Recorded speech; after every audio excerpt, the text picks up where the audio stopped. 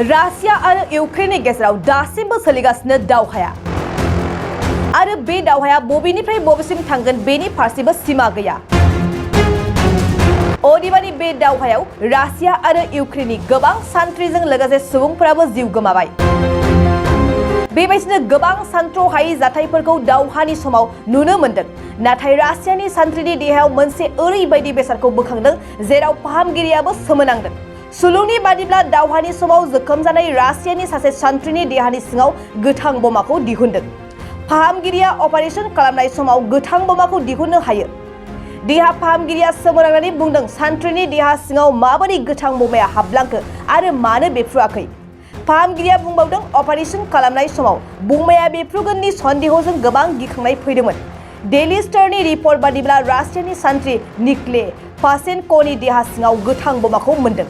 बे जाथायखौ गोनांथार होनानै रासियानि रैखाथि मन्थ्रिया जोखोम जानाय सान्थ्रिनि देहा हालोदखौ खौरां लादों। मख'नो गोनांदि थांनाय 22 फेब्रुआरिनिफ्राय जागायजेननाय रासिया आरो इउक्रेननि दावहायाव दरनै हादरनि गासै 2 लाखनिबो बांसिन सान्थ्रिफोरा जिउ खहा जाबाय होननानै मिथिनो मोन्दों।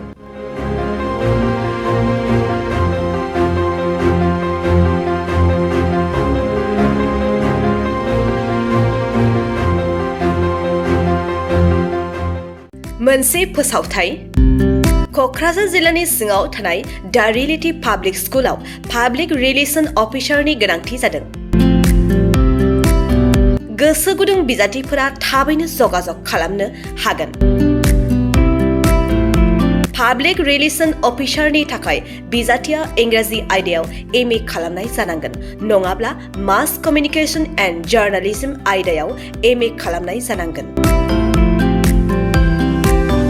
बिनि थाखाय जेबो एक्सपिरियेन्सनि गोनांथि गैया। डिग्री गोनां बिजाथिफोरा बयबो एप्लाइ खालामनो हागोन। दान बान्थाखौ 15,000निफ्राय 20,000सिम होनाय जागोन। गोसो गुदुं बिजाथिफोरा realitypublicschool@gmail.com आव मेसेज हरनो हागोन, नङाब्ला 9435293000 जानबुं अनजिमायाव जगाजग खालामहरनो हागोन।